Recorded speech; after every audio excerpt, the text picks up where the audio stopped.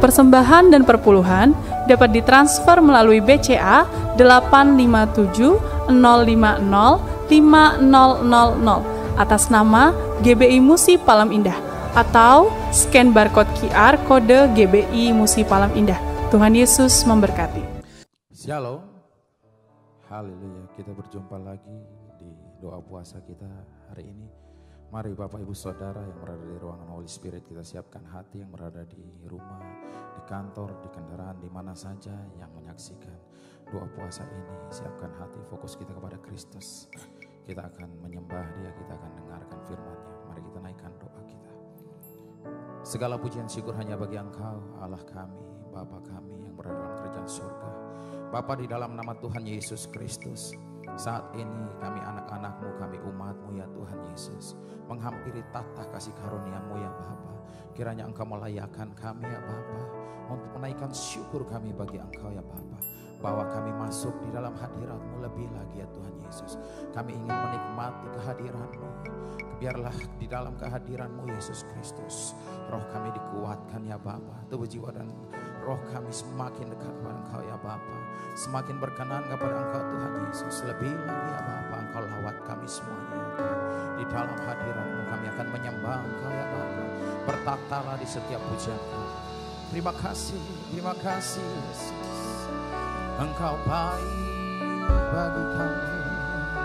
Oh, haleluya. Terima kasih Tuhan Yesus. Terima kasih Tuhan. Kami akan menyembah Engkau ya Tuhan. Haleluya. Bapakku datang menyembah-Mu di sini. Ku percayakan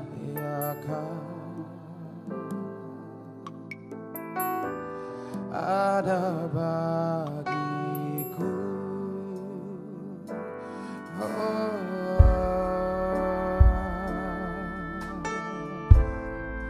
Menyembah-Mu Tuhan, menyembah-Mu di sini. Ku percayakan ada bagiku, ada bagiku. Tak usah ku takut, sebab Kau sertaku. Tak usah ku bimbang, Kau di dalamku. Tak usah ku cemas, Kau penghiburku. Saat ku lemah, Kau kuatku. Ku nyanyi haleluya,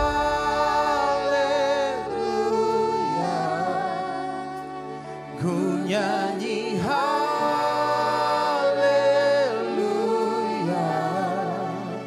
Sungguh Kau hebat, ajaib perkasa perbuatan-Mu.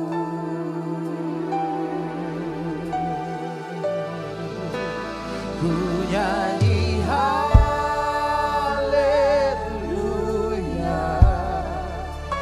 ku nyanyi haleluya. Sungguh Kau hebat, ajaib perkasa perbuatan-Mu. Di hidupku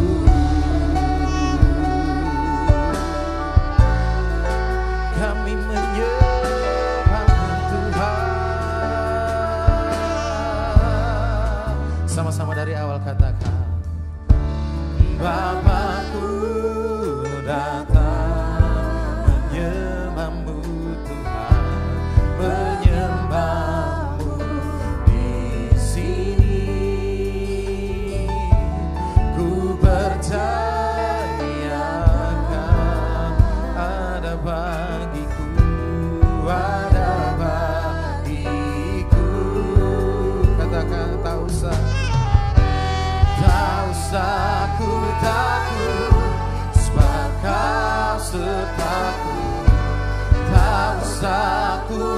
lembah, Kau di dalamku. Tak usah ku cemas, Kau penghiburku. Saat ku lemah, Kau kuatku. Ku nyanyi haleluya, ku nyanyi haleluya. Sungguh Kau hebat, ajaib perkasa perbuatanmu. Kami nyanyikan haleluya, ku nyanyi haleluya,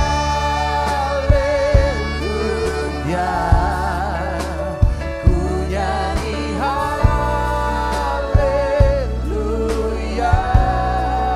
Sungguh Kau hebat, ajaib perkasa perbuatanmu. Di hidupku, oh Yesus, Hirana mala mala mala mala mala mala mala mala mala mala mala, oh Hirana mala mala mala mala mala mala mala. Ya Allah, kami saat ini kami datang, kami tak takut ya Bapa, karena Engkau di dalam kami, Engkau yang penuhi kami ya Bapa. Mari semuanya katakan, tak usah ku takut, sebab Kau sertaku.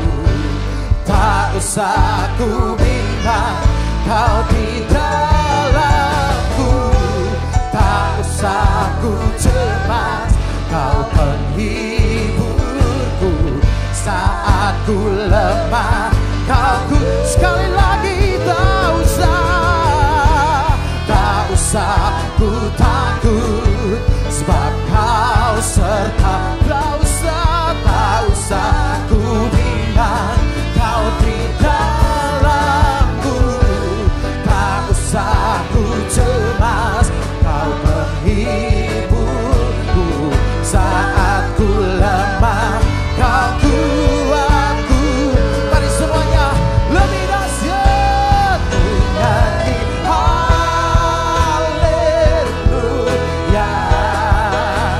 ku nyanyi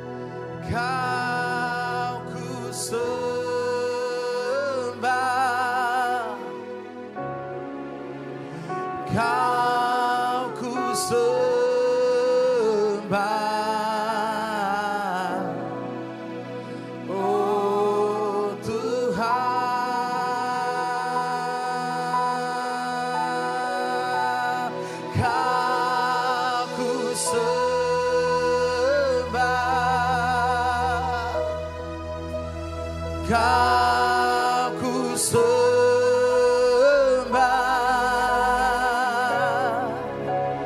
Kau ku sembah,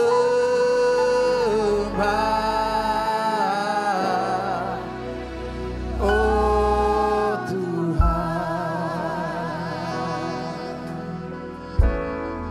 sebab Engkaulah Tuhan yang maha tinggi,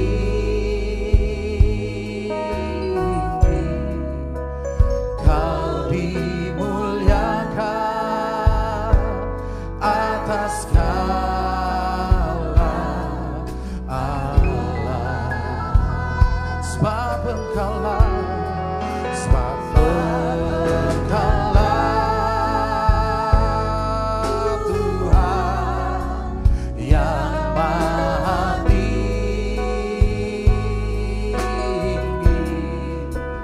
Kau dimuliakan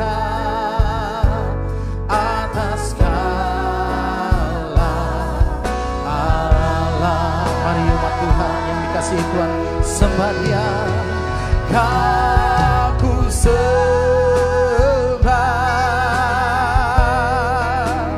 Kau ku sembah,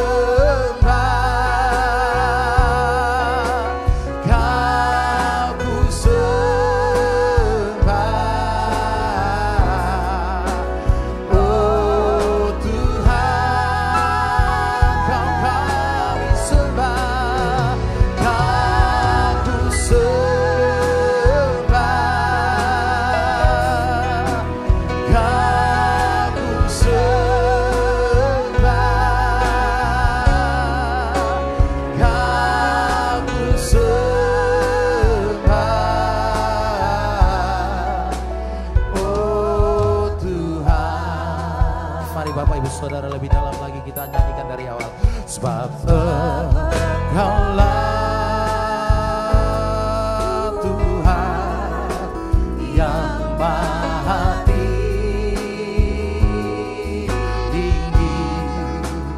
Kau dimuliakan atas segala Allah, sebab Engkaulah Tuhan, sebab Engkaulah Tuhan yang maha tinggi,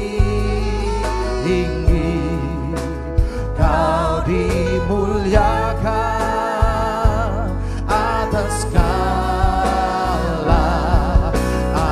Mari semuanya Bapak Ibu Saudara, kita mulai sembah Dia. Kau ku sembah, Kau ku sembah, Kau ku sembah, oh Tuhan, Kau kami sembah, Kau ku sembah, Yesus Tuhan kami, Kau ku sembah, satu-satunya Allah yang layak disembah, Kau ku sembah, oh Tuhan. Mari umat Tuhan yang dikasihi Tuhan, lebih dalam lagi kita sembah. Kau ku sembah, oh haleluya, Kau ku sembah,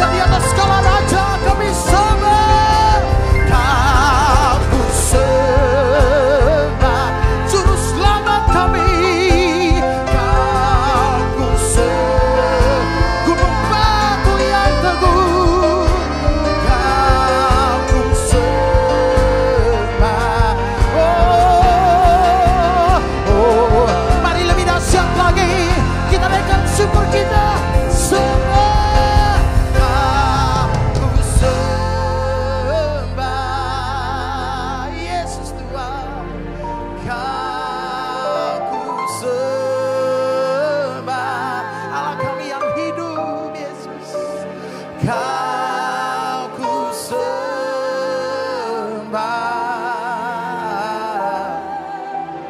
oh Tuhan. Kami tinggikan, kami agungkan, Kau ku sembah untuk selama-lamanya Tuhan. Kau ku sembah,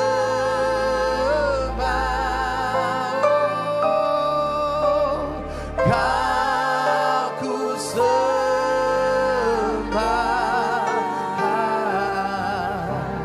oh Tuhan. Kami menyembah selamanya, Kau ku sembah,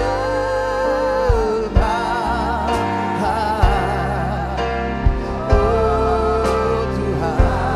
Dengan cinta dan kasih kami menyembah, Kau ku sembah,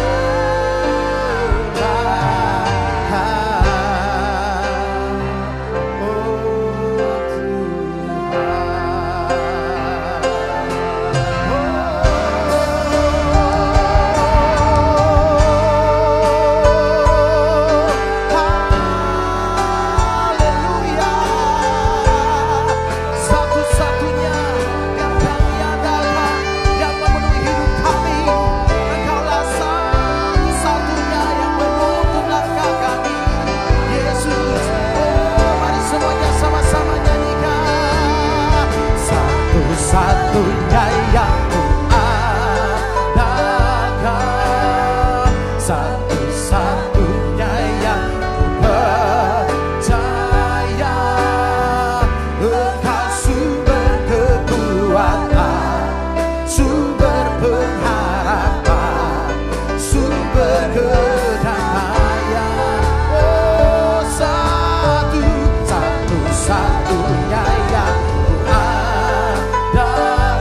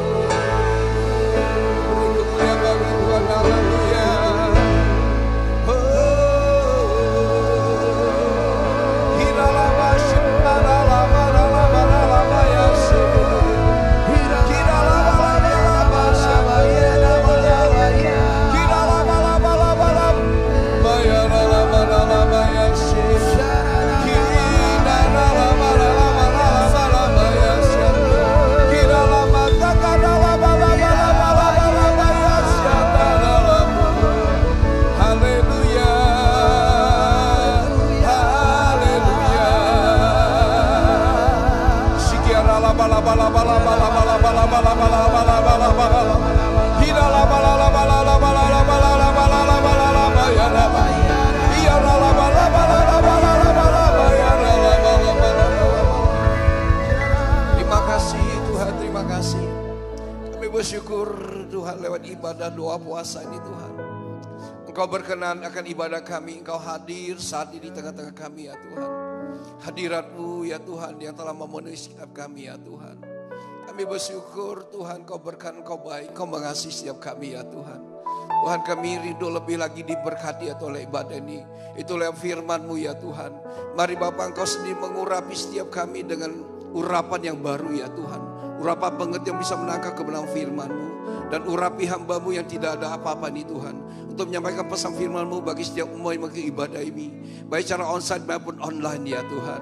Terima kasih Bapa yang baik. Terpujilah nama-Mu ya Bapa. Di dalam nama Tuhan Yesus, mari jemaat Tuhan, umat Tuhan siap menerima firman Tuhan dengan hati gembira. Bersama-sama saya katakan, amin. Beri kemuliaan bagi Tuhan, haleluya. Baik silakan duduk, shalom Bapak Saudara. Saya percaya saudara, pasti saudara disertai bahkan diberkati Tuhan untuk hari ini saudara. Nah, saudara saya mau sharingkan satu kebenaran firman Tuhan yang saya beri judul kepenuhan hidup dalam Kristus saudara. Nah, kita akan baca nas kita di dalam Efesus pasal 4 ayat 13 sampai 15. Efesus 4 ayat 13 sampai 15. Baik, saya akan bacakan buat Bapak Saudara sampai kita semua telah mencapai kesatuan iman dan pengetahuan yang benar tentang anak Allah.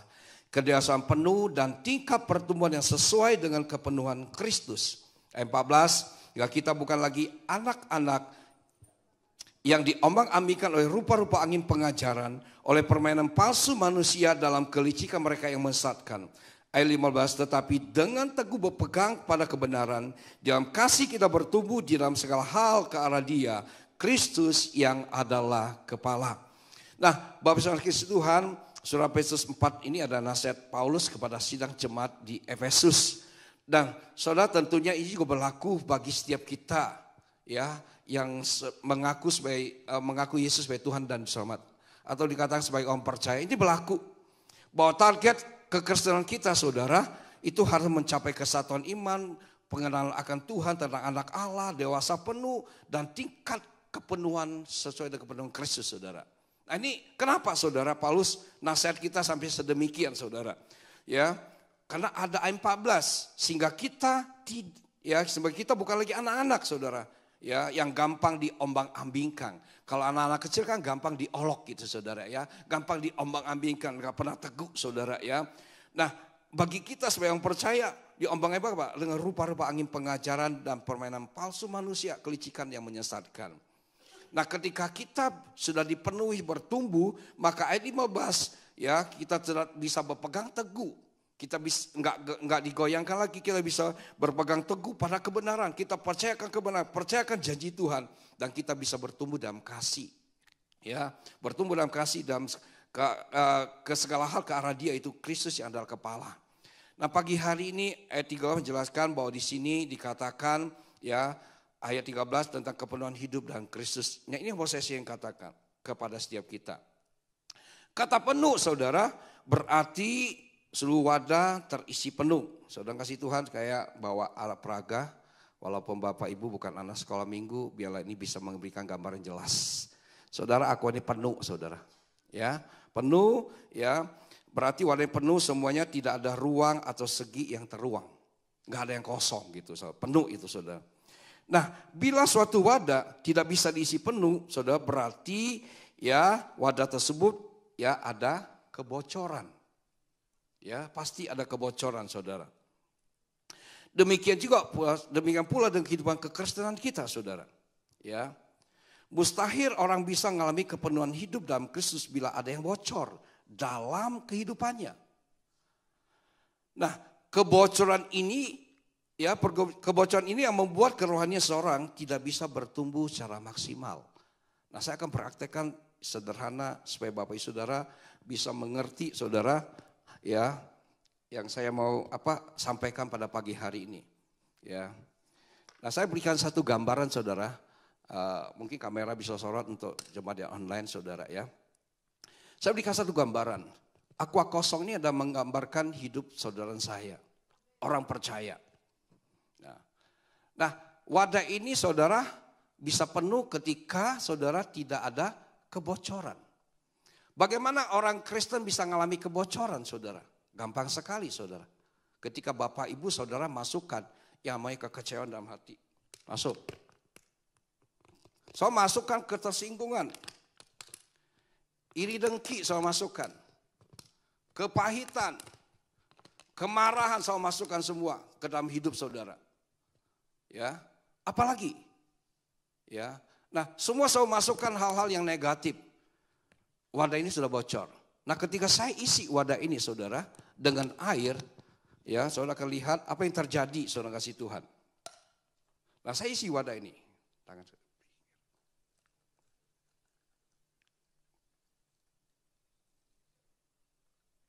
Tangan diangkat. Nah, saudara, kalau lihat ada kebocoran, dia tidak akan pernah penuh saudara kasih Tuhan. Ya. Nah, ketika saya tutup, hilang kebocorannya. Ini bukan sulap, bukan sihir saudara. Ya, bukan sulap, bukan sihir. Enggak bocor lagi kan? Ya enggak. Nah, jadi ya selesai. Terima kasih bisa ditaruh. Yang saya mau sampaikan kepada setiap kita. Ketika hidup kita ada kebocoran, kita masukkan kepahitan, kedengkian, kemarahan, ketersinggungan. Ya enggak. Apalagi hal yang negatif. Saudara, saya mau katakan sesuai ya, ketika kita mengalami kebocoran, saudara, ya, kita tidak mungkin atau mustahil orang bisa mengalami kepenuhan hidup dalam Kristus bila ada kebocoran dalam kehidupannya. Ya. Nah, kebocoran ini yang membuat kerohanian seseorang tidak pernah bertumbuh secara maksimal. Gak bisa bertumbuh secara maksimal. Ya. Nah, saya mau katakan pada setiap kita pada pagi hari ini. Kehidupan kekristenan kita bukan sekedar masalah keselamatan. Bukan juga sekedar upaya untuk menggapai kehidupan yang berhasil. Boleh saudara, enggak salah. Tapi bukan hanya itu saja. Ya. Tapi kekristenan adalah saudara kasih Tuhan. Saudara harus mengejar satu target. Ada satu upaya.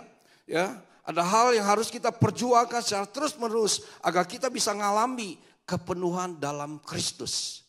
Ini loh kekristenan saudara. Nah, pagi ini saya mau bagikan ada dua hal. Ya.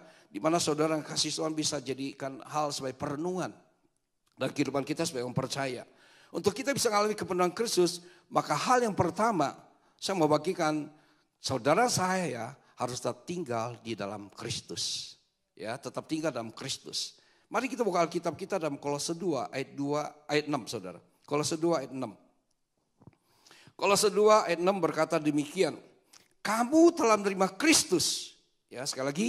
Kamu telah menerima Kristus sebagai Tuhan dan Juru Selamat, Tuhan kita. Karena itu hendaklah hidupmu tetap di dalam Dia. Kalau kita sudah menerima Yesus sebagai Tuhan dan Juru Selamat, hendaklah kita tetap di dalam Dia. Sedang kasih Tuhan. Ya, Paulus mengatakan. Nah, Tuhan Yesus kasih gambaran tentang tinggal di dalam Dia, saudara. Bagaimana tinggal di dalam Dia, saudara? Injil Yohanes 15 ayat 4-7 yang saya mau sharingkan bagi setiap kita saudara. Injil Yohanes 15 ayat 4-7 berkata demikian. Tinggallah di dalam aku dan aku di dalam kamu. Sama seperti ranting tidak dapat berbuah dari dirinya sendiri. Kalau ia tidak tinggal pada pokok anggur. Demikian juga kamu tidak berbuah jika kamu tidak tinggal di dalam aku. Akulah pokok anggur dan kamulah ranting-rantingnya. Barang siapa tinggal di dalam aku dan aku di dalam dia, ia berbuah banyak. Sebab di luar aku, kamu tidak dapat berbuat apa-apa. Barang siapa tidak tinggal di dalam aku, ia dibuang keluar seperti ranting dan menjadi kering. Kemudian dikumpulkan orang, dicampakkan di dalam api lalu dibakar. Ayat 7, jika kamu tinggal di dalam aku dan firmanku tinggal di dalam kamu, mintalah apa saja kamu kehendakin dan kamu akan menerimanya. Saudara, dahsyat sekali janji Tuhan. Ya, ketika kita tinggal di dalam Tuhan, saudara, maka Alkitab katakan mintalah, ini perkataan Yesus, apa saja yang kamu kehendaki. Oh, saudara, ini janji Tuhan yang luar biasa. Apa saja yang kamu kehendakin. Ya, mungkin juga keinginan saudara. Alkitab katakan kamu akan menerimanya, saudara. Tapi kuncinya tinggal. Kalau soal perhatikan, 4 ayat yang kita baca, ayat 4-7, saudara, itu ada sebanyak 7 kali kata tinggal. Kalau hitung, saudara, pulang ya ke sini gak usah, saudara. Yang dipulang itu kata tinggal ada 7 kali dalam 4 ayat ini, saudara. Saudara, kalau kata tinggal hampir 7 kali, hal ini menunjukkan betapa pentingnya tinggal di dalam Kristus, saudara. Ya, penting sekali. Nah, arti tinggal dalam Kristus, ya berarti hidup kita itu akan stabil, saudara. Ya, stabil, tetap teguh di dalam Kristus. Kalaupun ada badai, batang, pencobaan datang, saudara, dalam kehidupan kita, ya, bahkan juga di dalam persekutuan yang dekat, intim dengan Dia. Ini artinya tinggal, saudara. Ada persekutuan, ada jam doa, ada saat teduh, ada keintiman dengan Tuhan. Ini artinya tinggal dalam Tuhan. Ya. Kata tinggal juga membawa makna tetap teguh pada dasarnya. Itu berarti secara permanen setia kepada komitmen terhadap Kristus, saudara. Permanen, gak bisa digoyangkan. Kayak gedung Bethesda dibangun permanen, gak mungkin digeser lagi, saudara. Ya gak gitu. Tetap kokoh di dalam Tuhan, saudara. Gak gampang digoyangkan dengan badai masalah, pengajaran, rupa apapun, saudara. Ya. Kata tinggal juga membawa makna tentang teguh pada dasarnya. Itu berarti secara permanen. Kata tinggal menjelaskan suatu hubungan yang sangat penting terus menerus, yang tetap dan teguh antara ranting dan pokok anggurnya. Ya, karena kalau kita ranting pisah dari pokok anggur, gak mungkin berbuah, saudara, gak mungkin. Ya, gak mungkin bisa berbuah. Mengasihi Tuhan, ya, memang benar, saudara, ranting tersebut tetap bisa terhubung dengan pokok anggur, tetapi itu masih belum sepenuhnya menjelaskan hubungan antara pokok anggur dan ranting. Kenapa, saudara? Kadang-kadang kita melihat, saudara, ya, ada ranting yang tidak menghasilkan buah, saudara. Ya, ada ranting yang berbuah, tapi ada ranting yang tidak berbuah. Kalau ranting tidak berbuah, si petani akan potong, dibuang sesuai dengan kita katakan, dicampakkan, dibakar, saudara. Ya, nah, mengasihi Tuhan, karena saudara hubungan antara pokok anggur dengan ranting terjadi pada 2 level, itu hubungan sebelah luar dan hubungan sebelah dalam. Nah, suatu hubungan di sebelah luar, saudara, tidak semestinya membuktikan adanya hubungan di dalam. Loh kok Pak bisa gitu, Pak? Tidak semestinya. Buktinya kita katakan ada ranting yang dipotong, saudara. Kenapa? Karena gak berbuah, saudara. Ya enggak? Jadi tidak harus, wah ini kalau nempel pasti berbuah. Belum tentu, saudara. Belum tentu. Nah, semoga demikian juga dengan kehidupan kekristenan seseorang. Bisa saja orang itu telah dibaptis, percaya Yesus, saudara, beribadah setiap minggu, bahkan sudah melayani. Saudara. Ya, sudah melayani Tuhan di gereja. Jika dilihat dari luar, nampaknya oke lah, saudara. Nampaknya terhubung dengan Kristus, nampaknya, saudara. Ya. Pertanyaan, apakah kehidupannya, ya apakah kehidupan dari Kristus sudah mengalir ke dalam hidupnya, saudara? Sudah mengalir ke hidupnya. Itu sebabnya tinggal dalam Kristus menjadi hal yang begitu penting, saudara. Ya. Nah, apa tanda dan cirinya, saudara, ketika saudara di mana kehidupan Kristus mengalir dalam kehidupannya, saudara? Tandanya, ya seseorang yang sudah menerima aliran Kristus, saudara, dalam hidupnya, maka, saudara, ya ada karakter, ada buah roh Kristus yang akan jadi nyata atau muncul dalam kehidupannya, saudara. Dan Alkitab mencatat dalam Galatia 5 ayat 22 sampai 23 berkata demikian. Tetapi buah roh ialah apa? Kasih, sukacita, damai sejahtera, kesabaran, kemurahan, kebaikan, kesetiaan, kelemah lembutan, penguasaan diri. Tidak ada hukum yang menentang hal-hal itu. Saudara siap, saudara. Alkitab katakan, Paulus tulis dalam Galatia 5 ayat 22-23 tentang buah roh. Ketika ada 9 buah roh bekerja dalam kehidupan orang percaya, maka tidak ada hukum yang menentang hal-hal itu. Gak ada orang bisa nyangga, gak ada orang bisa komplain gitu, saudara, dalam kehidupan kita. Nah, saudara, ketika aliran Kristus mengalir dalam kehidupan kita, saudara, maka buah roh ini akan dihasilkan. kasih. Nah buah roh ini harusnya tetap dalam kehidupan orang percaya ketika hidup kita ada aliran Kristus, saudara. Dan berbuahnya setiap musim. Di Indonesia, Palembang kita kenal ada buah musiman, durian, saudara ya, rambutan, duku, itu musiman. Nah Allah nggak mau kita menjadi orang Kristen yang musiman. Mood ke gereja nggak mood, enggak saudara. Ya, musim begini, kamu mengasihi aku bisa kasih kamu. Tapi kalau engkau tidak mengasihi aku tidak akan mengasihi engkau. Ini namanya buah musiman, saudara. Suatu hari, Tuhan berjalan keluar hendak, ya, waktu dia keluar hendak makan aus, saudara. Dari buah pohon ara. Tapi didapati buah ara itu, pohon itu tidak berbuah. Apa yang Yesus lakukan? Langsung Yesus kutuklah pohon itu. Dia bertanya muridnya, kenapa gak masih buah? Karena belum musimnya. Nah so makna dalam adalah gini, Tuhan mau kehidupan kekristenan kita orang percaya. Kita bisa bermusim, ya buah kita bisa musim pada setiap saat, setiap waktu, saudara. Karena kehidupan kekristenan kita tuh hidup, saudara.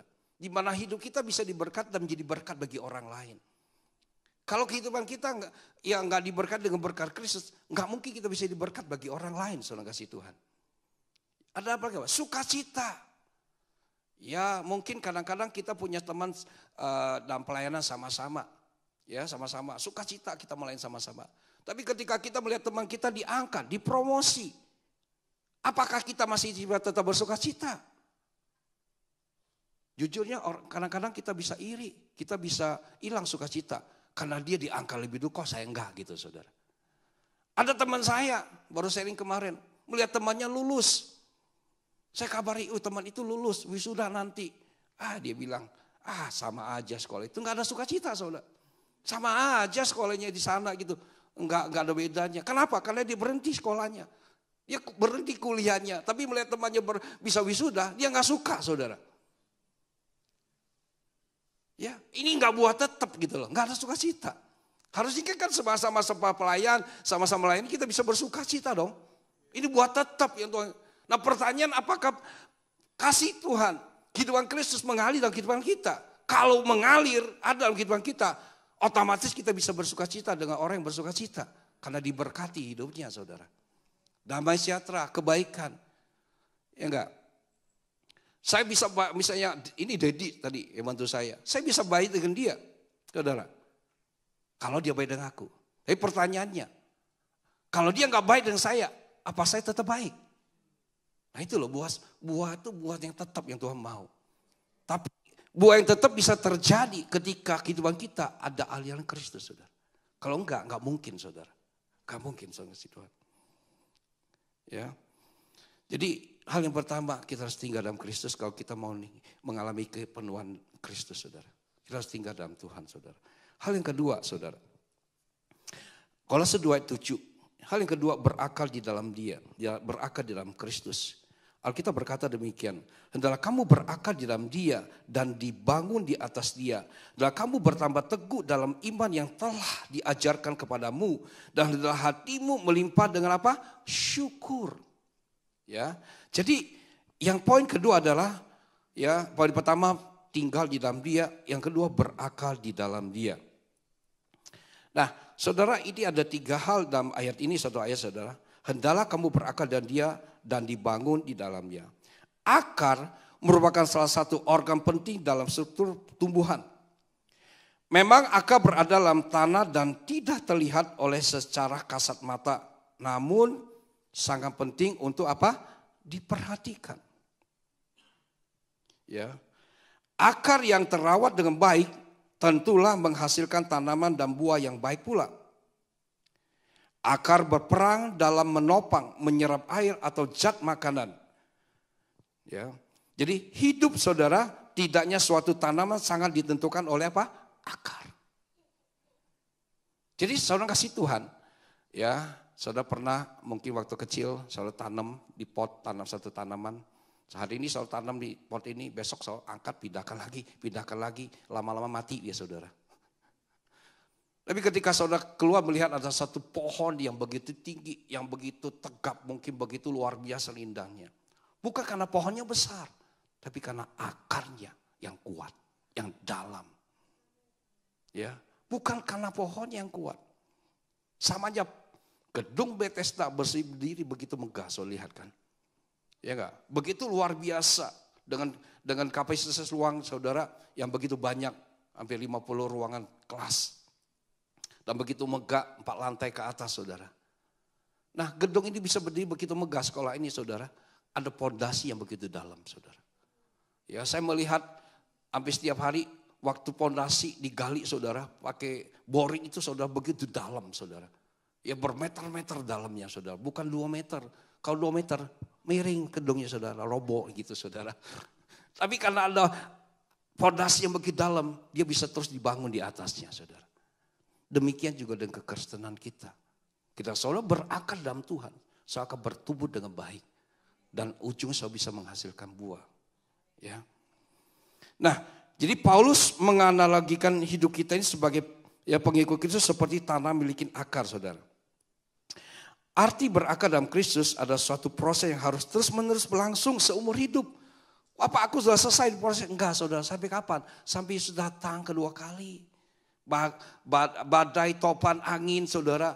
Bulian, omongan, finaan, ejekan saudara. Sampai kapan? Sampai Yesus datang. Karena kita manusia gak sempurna. Kita dihidup dengan orang yang tidak sempurna.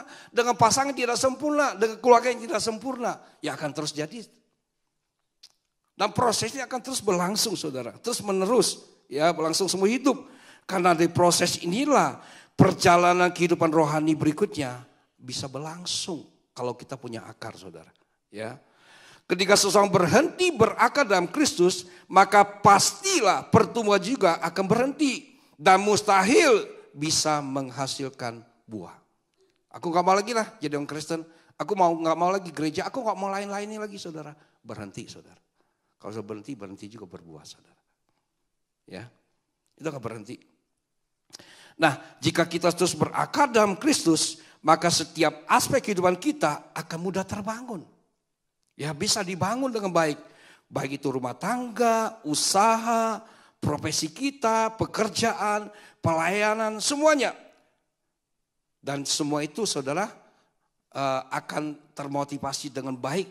Karena saat kita sudah berakar, maka semua pelayanan kita, profesi kita, pekerjaan kita saudara berpusat pada Kristus, bukan lagi pada diri kita sendiri.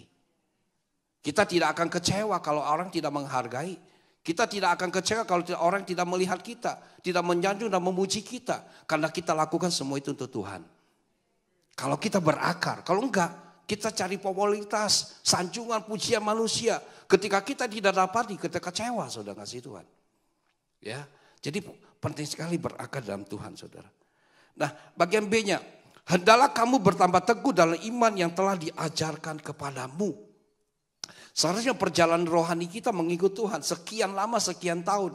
Ya, harusnya rohani kita semakin teguh, iman kita semakin teguh. Nah bagaimanapun kehidupan yang berpusat pada Kristus adalah kehidupan yang kuat, tangguh, kokoh dan tidak tergoyangkan. Untuk kita saudara berjalan waktu kekristenan kita saudara. Untuk kita bisa tambah teguh dalam Kristus, pusat kita, arah kita, tujuan kita pada Kristus. Ya. Kalau kita mau tangguh dan kuat. Kristus saudara atau Yesus barangkali mengatakan imanmu lah yang menyelamatkan, bukan orang lain. Bukan istrimu, bukan saudaramu. Tapi iman setiap kita yang percaya. Makanya kita harus bangun setiap iman kita. Jangan digoyangkan dengan apapun. Sulitan, badai, kehidupan jangan pernah digoyangkan. Karena iman ini akan membuat kita bertemu dengan Tuhan. Ketika Yesus datang kedua kali. Rapture terjadi dan kita ada bertemu dengan Tuhan di awan-awan saudara. Ya. Nah orang yang hidupnya berpusat pada Kristus adalah orang yang kuat, tangguh, kokoh imannya saudara. Sekalipun pengaruh datang, tekanan datang, ya dia tidak pernah digoyangkan. Suatu kali saudara dalam kisah Sadrak, Mesak, Abednego dalam Daniel 3 ayat 17-18. Ketiga orang anak Tuhan memiliki iman yang kokoh, yang teguh di dalam Tuhan. Punya akar yang teguh saudara. Ya. Dan sebabnya hidupnya begitu diberkati. Menjadi pemimpin yang luar biasa. Ya, di kerajaan Nebukadnezar pada saat itu. Menjadi pejabat. Tapi suatu kali saudara. Ya, Nebukadnezar bermimpi mendirikan patung. Karena kekuasaan begitu luar biasa. Ada 127 daerah dia kuasai saudara. Suatu negara dia kuasain. Begitu powerful sekali. Merasa hebat, merasa kuat saudara. Dan juga kalau orang sedang demikian, yang maunya disembah, dipuja saudara. Dia buat patung yang menyerupai dirinya. Dan kita mencatat setiap orang yang mendengar bunyian musik, rebat, kecapi mungkin saudara harus nyembah. Dan saat itu ada Sadrak, Mesak, Abednego yang percaya pada Yesus. Yang percaya pada Tuhan. Bagaimana sikap hatinya, bagaimana sikapnya. Ya orang yang punya akal di dalam, punya iman yang teguh dalam Tuhan. Ketika dia dapat tantangan, kalau kamu gak nyembah, masuk dapur api. Tapi kalau kamu menyembah, selamat kamu. Jabatan kamu ya tetap ada, ya, dan hidupmu tetap aman gitu saudara. So ini pilihan, ya. Nah, tetapi kita lihat respon dari ketiga anak Tuhan ini saudara. Sadrak, Mesak, Abednego, apa jawabannya? Daniel 3 ayat 17-18 berkata, jika Allah kami yang kami puja sanggup melepaskan kami saudara, ya dia berkata, maka ia akan melepaskan kami. Dia punya iman, Allah yang disembah sanggup melepaskan, dia akan lepaskan. Terus, dari perapi yang menyala itu. Dan dalam tanganmu, ya Raja. Tetapi seandainya tidak, hendaklah Tuanku Raja mengetahui, ya Raja, bahwa kami tidak akan menyembah dewa Tuanku dan tidak akan menyembah patung emas yang Tuanku dirikan itu. Saudara kasih Tuhan, ketika anak Tuhan ini berani saudara melanggar titah Raja, sekalipun nyawa menjadi taruhannya saudara. Dan kita mencatat, dia beriman, punya kasih, punya pengharapan saudara. Apakah dia tetap diloloskan dari dapur api? Kita tahu bahwa dia tidak diloloskan masuk dalam dapur api. Tapi justru dalam dapur api mujizat terjadi. Rambut, baju tidak terbakar. Bahkan Raja bisa melihat ada 4 orang di dalam dapur itu. Siapa? Tuhan yang menyertai. Kalau saya berakar dalam Tuhan, nanti di ujung saya ada ayatnya tuh. Gak pernah sia-sia, gak pernah tergoncang saudara. Orang yang berakar. Jadi sama si Tuhan, ya, hendaklah kamu bertambah teguh iman yang telah jadi. Jadi berjalan waktu harusnya kita tambah kuat, tambah teguh, saudara. Ya, hendak menghadap Allah di Sion dan PL mencatat, saudara. C. Dan hendaklah hatimu berlimpah dengan syukur. Nah, inilah pertanda iman yang hidup dan bertumbuh dalam diri seorang anak Tuhan. Ya, ini hidupnya selalu ada syukur dan bersyukur, saudara. Sekecil apapun dia bisa bersyukur. Dan apapun kejadian mungkin badai masalah datang kehidupannya, dia tetap bisa bersyukur. Gembala saya mengajarkan bersyukur bukan karena masalah yang kita hadapi, bukan badai yang kita hadapin. Kita bersyukur karena kita punya Tuhan. Yang bisa memberi ya pertolongan, bahkan juga bisa menjawab pengharapan kita saudara. Nah sama si Tuhan,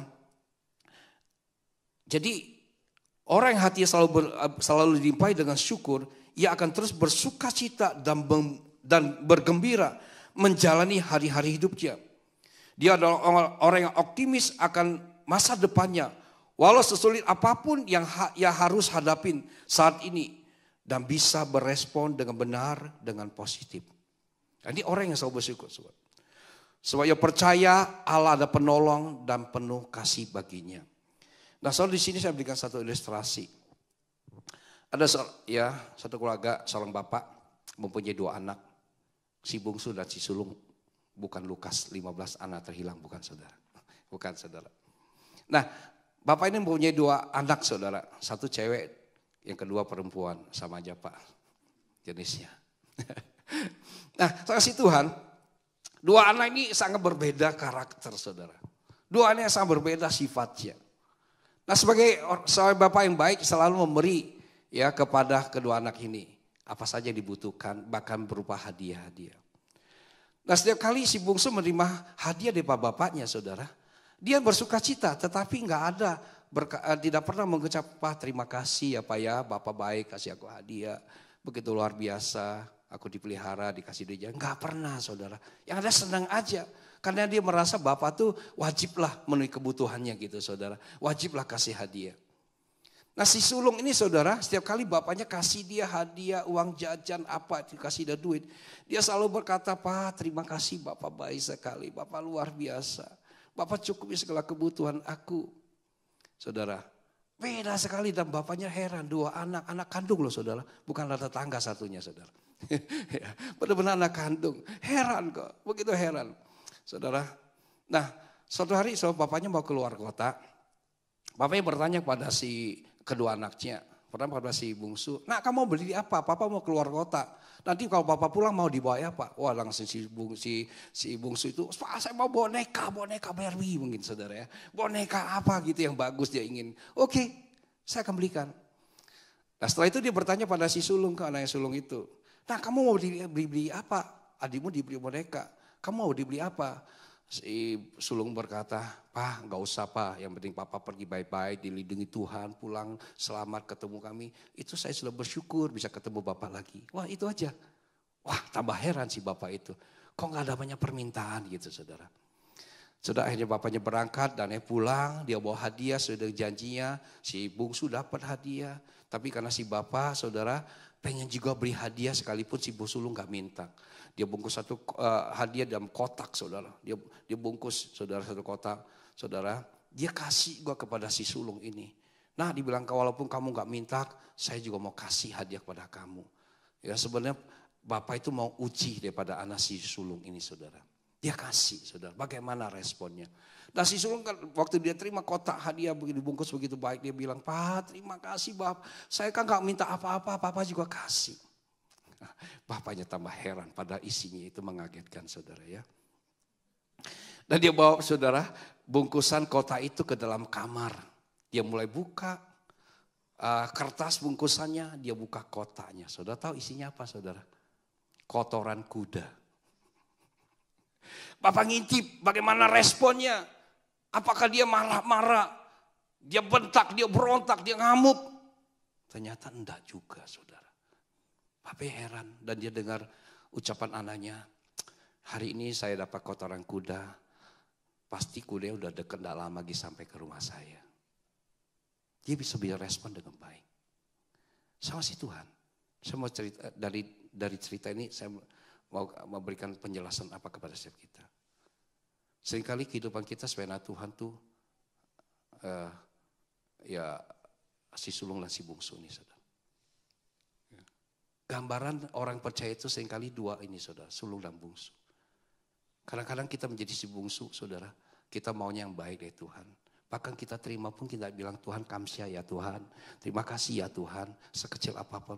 Bahkan bangun tidur kita pikir layak, sudah aku bangun Tuhan, terima kasih doa enggak, bersyukur juga enggak.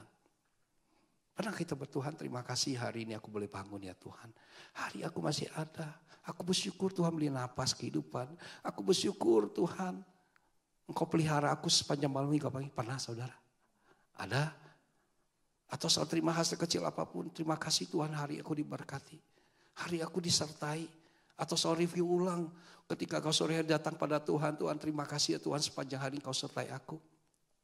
Engkau sertai aktivitas aku. Engkau berkati aku. Pernah gitu? Hah?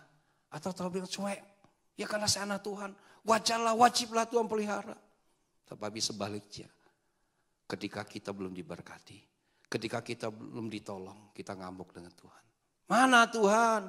Mana? Kita marah, kita komplain saudara. Saudara, kita mau belajar dari anak si sulung saudara.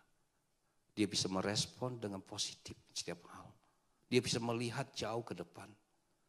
Oh ini kotoran kuda datang dulu, enggak lama lagi kudanya datang. Dan ternyata betul datang kudanya saudara. Nah bagaimana kehidupan kita, respon kita sebagai anak Tuhan. Selama kita ikuti Tuhan dan bersama. Semua kata ketika akar hati kita belum dalam. Biasanya kita mudah goyang ketika diterpa masalah. Sehingga kita mudah menjadi keliru dalam merespon sesuatu. Itu bisa terjadi kalau akar kita belum dalam. Tetapi ya. Akar hati kita sudah mendalam, kita akan menjadi lebih bijaksana dalam menyingkapi sesuatu masalah dan bisa bersyukur pada Tuhan. Kita tahu pasti ada maksud Tuhan, kita tahu pasti ada rencana Tuhan. Di balik masalah, di balik badai pasti ada berkat Tuhan. Kita nggak ngurus, kita nggak berontak saudara. Tuhan janji pada bangsa Israel yang keluar dari Mesir ke tanah Kanaan. Tapi dalam perjalanannya Yang ada ngerutuk, berontak, bersungut-sungut. Dan tidak pernah dapatkan sesuatu. Nah, saksi Tuhan, kita bisa belajar pagi hari ini saudara. Untuk betapa pentingnya saudara, bagi kita berakal di dalam Kristus. Supaya apapun yang terjadi dalam hidup ini, kita dapat merespon dengan hati yang tenang. Dan dapat mempercayai Tuhan sepenuhnya untuk pegang kendali atas hidup kita saudara. Nah, kita harus belajar seperti itu. Nah, ayat terakhir, Amsal 12 ayat 12 dan 3. Alkitab mencatat gini, orang fasik mengingini jalan orang jahat, tetapi akal orang benar mendatangkan hasil. Soalnya gak cuma-cuma berakal dalam Tuhan. Ada hasilnya pasti saudara, ada hasilnya. Ketika angin badai datang menerpa, gak roboh saudara batang itu. Demikian juga dengan kita, gak roboh, ada hasilnya saudara. Ayat 3, orang tidak akan tetap tegak karena apa? Kefasikan. Tetapi akal orang benar tidak akan goncang saudara. Jadi ada hasil, gak pernah goncang.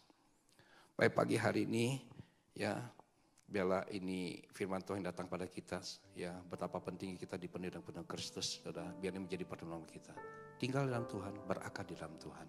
Mari kita datang pada Tuhan. Kita siapkan hati, kita masuk dalam perjamuan kudus.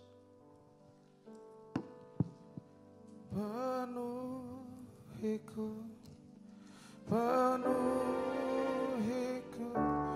dengan hadirat-Mu.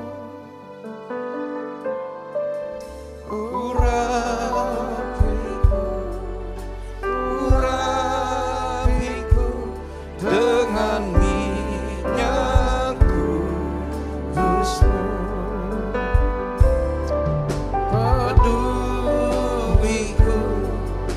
Penuhiku dengan hadirat-Mu.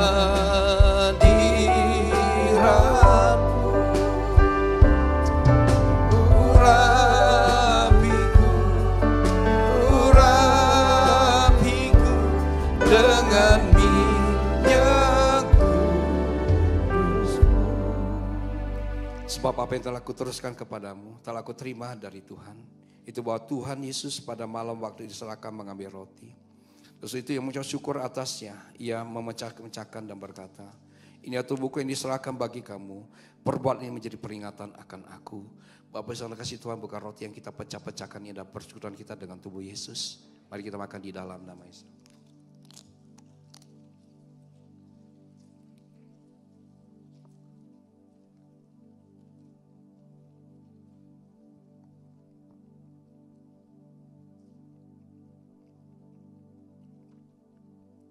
Demikian dia yang mengambil cawan, saudara bisa angkat cawan dengan tangan kananmu.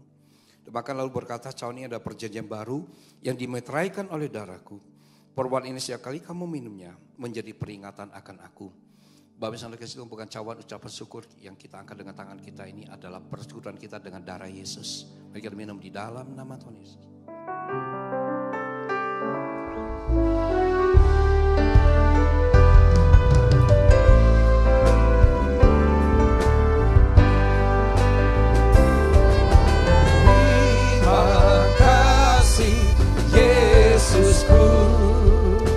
Buat anugerah yang Kau beri, sebab hari ini Tuhan adakan syukur bagimu.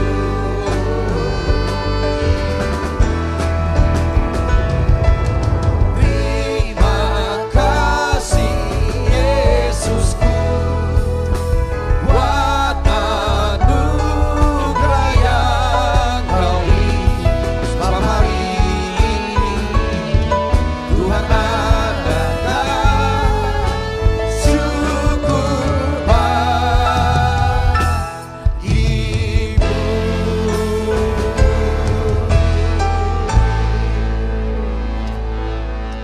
Saudara buka kedua tanganmu, arahkan hatimu ke surga, terima berkat daripada Bapa. Kekasih-kekasih Tuhan pulang dan terimalah dengan berkat yang berlimpah-limpah dari Allah Bapa. Di dalam anak tunggal Tuhan Yesus Kristus. Persekutuan yang manis dengan Allah Roh Kudus yang menyertai kita. Mulai pagi hari ini sampai Maranatha, Yesus datangkan yang kedua. Bahkan sampai selama-lamanya. Diberkati percaya dengan saya sama-sama katakan amin. Tuhan Yesus berkati.